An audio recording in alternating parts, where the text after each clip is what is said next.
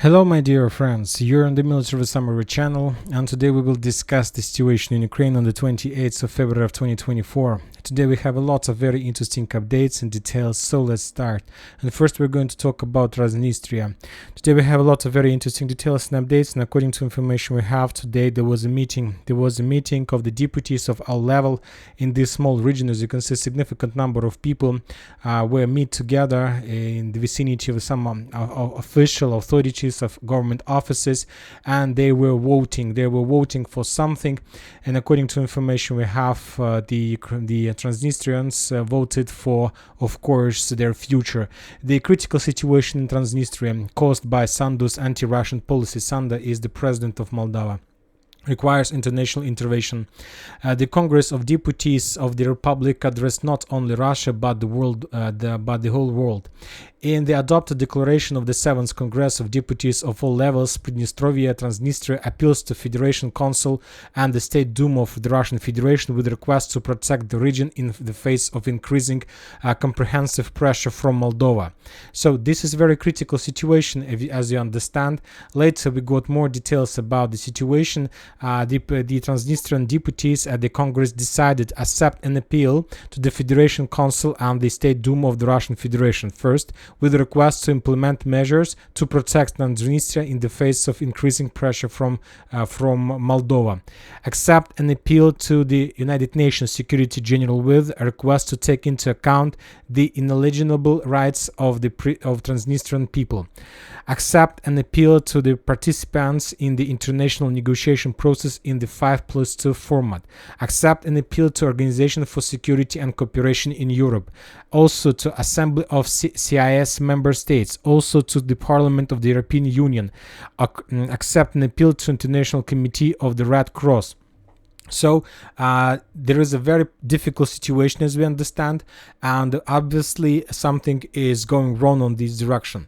When talking about Moldovan reaction, the first thing we got, and this photo went across the media, the Western media, and this is like the document that shows that Transnistria, Moldova, is preparing for the mobilization. Against the background of the situation with Transnistria, the Ministry of Defense of Moldova sent out an order to enterprises to transfer cars and spare parts to the military upon an urgent announcement of mobilization.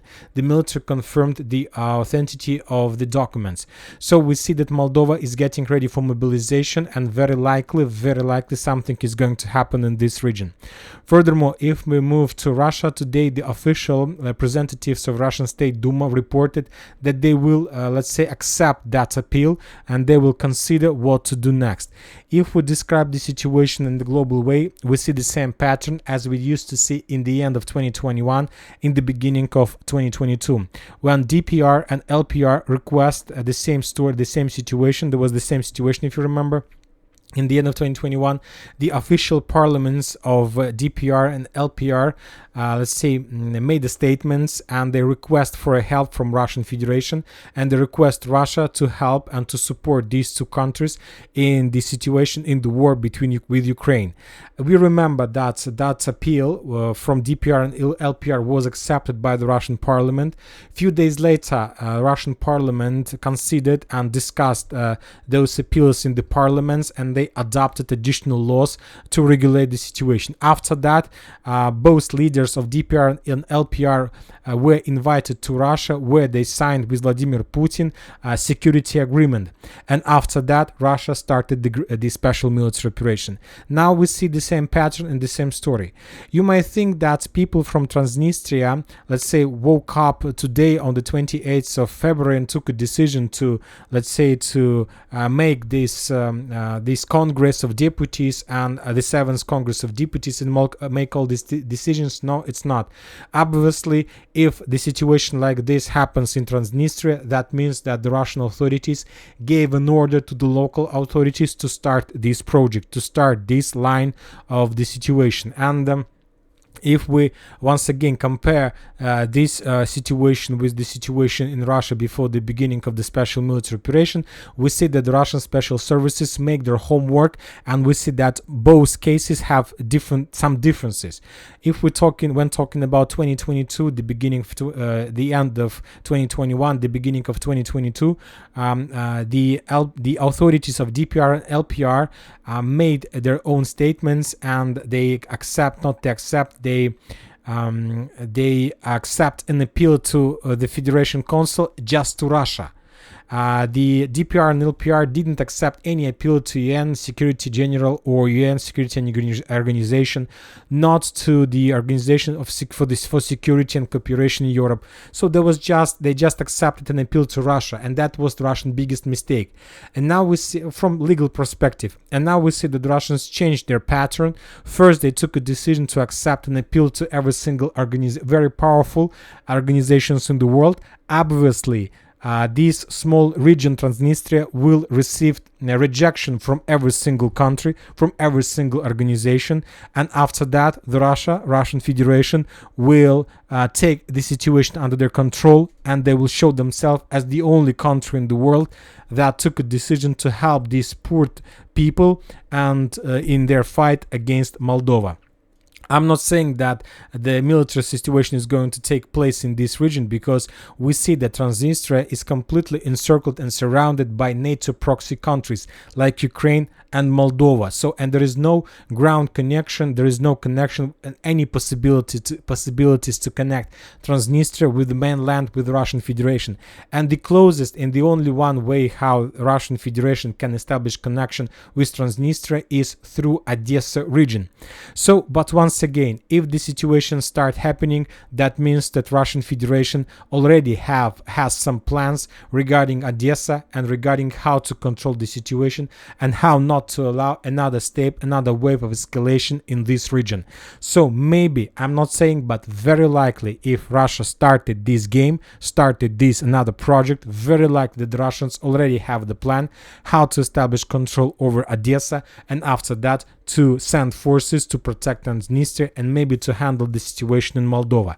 But you might say how the Russians, if they are able to establish control over Odessa, can support and supply significant number of forces that they will be forced to redeploy in this area.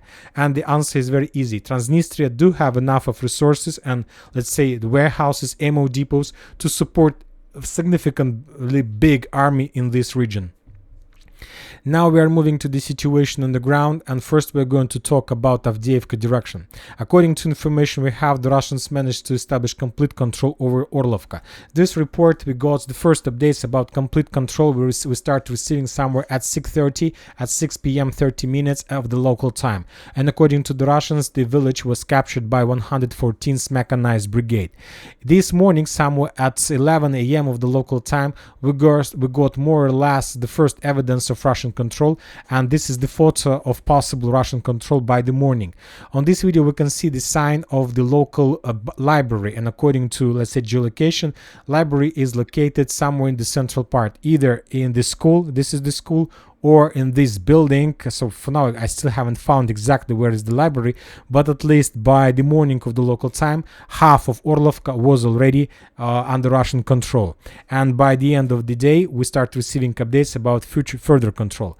Very likely that this night we're gonna see or receive some videos with Russian flags inside of the village, but when talking about the current situation, we receive significant number of photos from Russian sources of the process let's say, abandoning process from the Ukrainian side. On these photos we can see the groups of Ukrainian forces moving along the main road between Orlivka towards the village by the name of Umanska. So these are two photos, and on these two photos we can see the movement of Ukrainian forces along this road. So which we can as certain evidence of let's say, Ukrainian retreat. So the Ukrainians were moving along this road in this direction. Very likely some Ukrainian forces start movements to the north in direction of Semyonovka, and from Semyonovka further to the west in direction of Novoselovka Persha, and further in direction of Ocheretino and Pokrovsk. So we see that the situation develops in a critical direction, and I'll remind you that just yesterday the head of Tavria, and this is another photo of video of Ukrainian retreat process. Just yesterday we discussed that the head of Ukrainian group of Army Tavria reported that they managed to stabilize the defense belt between the villages of Toninka, Orlovka and Berdichi, but now we see that defense belt managed to hold the situation just for one day, and now we see complete collapse of this defense belt as well. And furthermore, we have Ukrainians who start ridicule the command of the armed forces of Ukraine, explaining the collapse of the front line and the flight from Avdiivka using the satellite image. For example, on this photo we can see, according to the Ukrainians, prepared advantageous positions between Lastachkina and Toninka. Basically, on this satellite image we can see nothing, just the fields without any fortifications. So we can make a conclusion that since the beginning of the special military operation, since the 2014, the Ukrainians haven't invested even a single dollar in this area to prepare at least one more or less reliable trenches or fortification area. So basically the Ukrainians were started retreating to nowhere, started retreating to fields and to the main Ukraine. And currently, as discussed, as many sources reported, there are no more barriers for the Russians if they are able to capture this line to move further, and probably the Ukrainians will be able to stop the Russians somewhere just in Pokrovsk.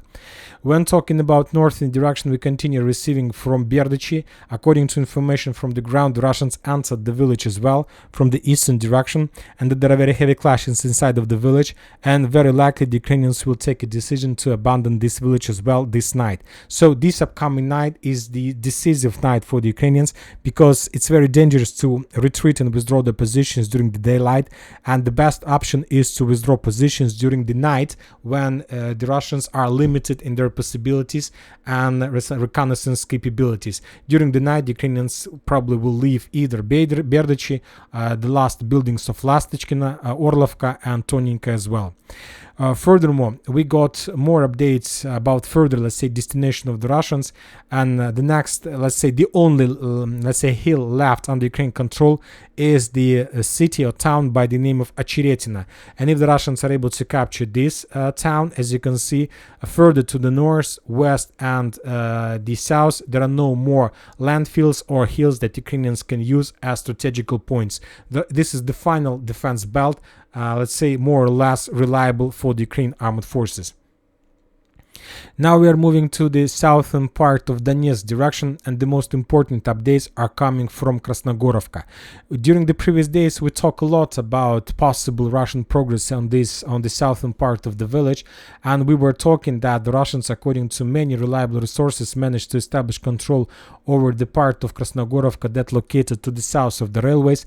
And just today, on the 28th of the February, we got the final geolocated confirmation of additional Russian progress, and that the Russians, as a result of offensive operation, managed to establish control over the first streets of the village.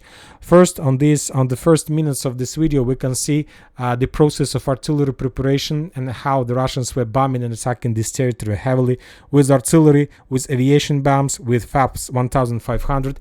As you can see, the Russians were reducing the area till ruins, forcing the Ukrainians to fall back and to retreat from these positions. And after very heavy artillery preparation, the Russians launched the ground operation. For that attack, the Russians were using significant number of armored vehicles and infantry. That was like full-scale offensive operation.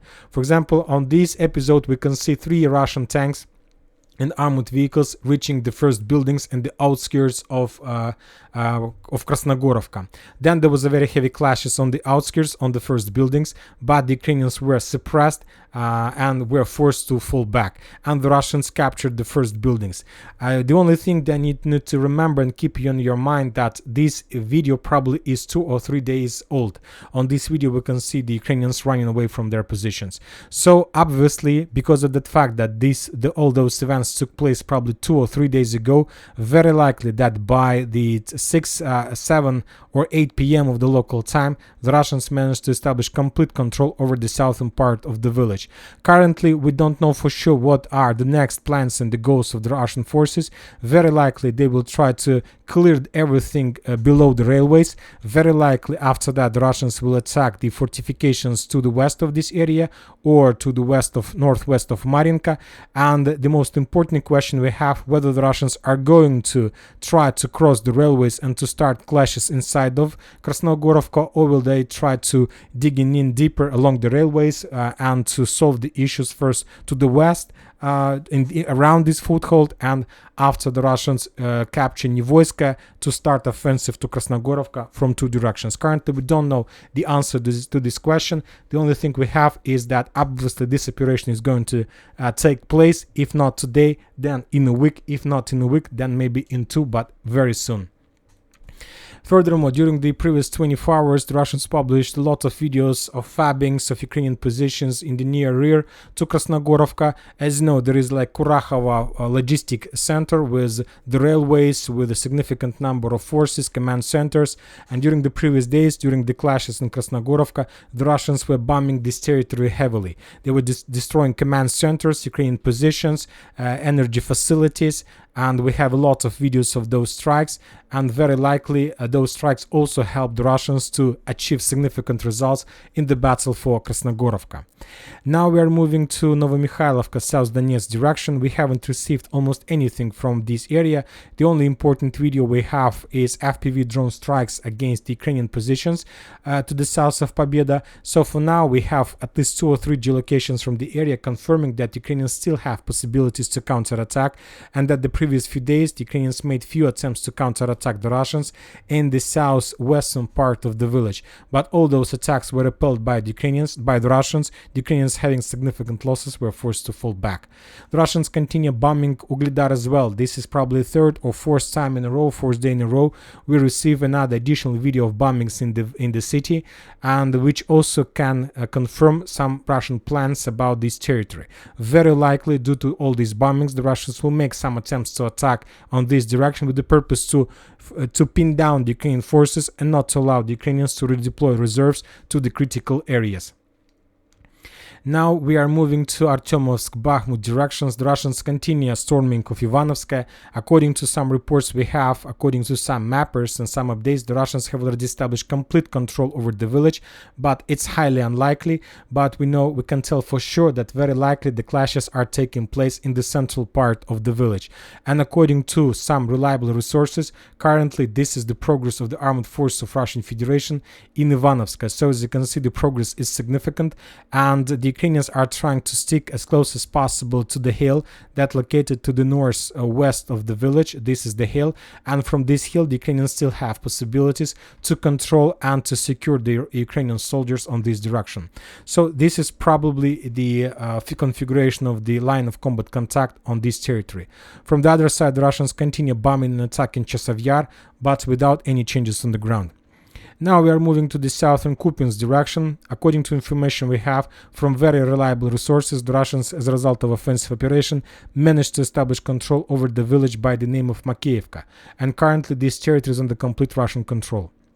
From the other side, I'll remind you that just yesterday we were talking that according to some Russian sources, they managed to enter and to establish a foothold inside of Tirny, and currently this is approximately the configuration of the battle for this line. And this is, as you can see, very critical situation for the Ukrainians, because by these two, let's say, achievements, the Ukrainian possibilities for evacuation, rotation, logistic were reduced till minimum. And now the most important question, what the Russians are planning to do next. Obviously they have few options. First of all, they can move along Zheribets river to the south from Makeyevka and from Tirny to the north, and to force the Ukrainians to fall back from the salient on the Ukrainian bank of Zheribets river. So this is the first approach and the first things that the Russians can do. But from the other side, the Russians can try to cross Zheribets river by themselves, and let's say to attack first Ivanovka on the Ukrainian bank of the river, and from the northern direction to cross the river as well, let's say, and to try to attack the village by the name of Novolyubovka. With these two attacks along the Ukrainian bank of Zheribets river, the Russians can encircle, I'm not saying about thousands of tens of thousands of soldiers, but few thousand soldiers can appear in a cauldron on southern Kupiansk direction as well. So the situation develops not in Ukrainian favor, and sooner or later we're going to receive more updates to understand what is happening there. We haven't received anything from the north in Kupiansk direction. No situation, no changes on the ground. Interesting updates continue receiving from Zaporizhzhia direction. Once again, according to some sources, the Russians established complete control over Rabotin and the Ukrainians abandoned the village a very long time ago. And today we got additional confirmation of Russian progress and Russian control. On these videos we can see that the Russians still save their presence at least over the central and the southern part. Some sources reported about additional Russian progress to the southeast of Gulay-Polya. Yet we haven't received any geolocated confirmations, but something is brewing on this area as well. When talking about political events, the most important is that Germany promised to provide Ukrainians additional military package that is going to include 14,000 artillery shells. To understand the number, first of all, you need to know that the Russians every day use around 10,000 artillery shells. So basically, Germany is going to provide Ukraine artillery shells for just less than 2 days of Russian artillery work. So imagine yourself the level of support in comparison with the Russian possibilities. From the other side, we continue receiving updates from Poland. And the most important is that currently Poland and Ukraine are taking, let's say, negotiations regarding complete close of the border for the products and goods from Ukraine. And this is very important note because why is this report is very important? I'll try to explain to you. If the situation in Transnistria is not a bluff from Russian side, and this is the real situation, the Russians are going to launch another special military operation in this area, including Odessa region. If the situation with Ukrainians in Avdiivka is so critical as we can see right now, if the Russians do have some certain progress in Kupiansk direction, if Russia does manage to concentrate significant number of forces somewhere else on some other strategical direction, and the Russians are about to start offensive, let's say in direction of Kiev or in direction of Kharkiv, that all these things can mean just one thing, that within the next half a year we should expect significant number of refugees that will start moving from Kharkiv, from Kiev, from Odessa, from Dnipro, from Zaporizhzhia towards, of course, the western part of Ukraine. And western part of Ukraine is, of course, first of all, Poland with border. So all these things with grain blockade, with traffic blockade from Ukraine to Poland, from now I see this situation completely different. And everything of the things that happened in the past was just something like exercises, military exercises to blockade the border or the western, let's say the eastern border of European Union, and not to allow the millions of Ukrainian refugees to cross the border and to enter European Union. So at least now I see all these things like this. There is all these things on the border, just the military exercises to prevent significant millions of refugees from Ukraine entering the European Union, because probably European Union will not be able to, let's say, to take additional millions of Ukrainians on the territory of Poland or Germany or something like this. And that's it for today. Military Summary channel reminds you to condemn any violence in the world. Thank you for watching. Subscribe to my channel, put your likes to my Patreon, and have a good day. Bye bye.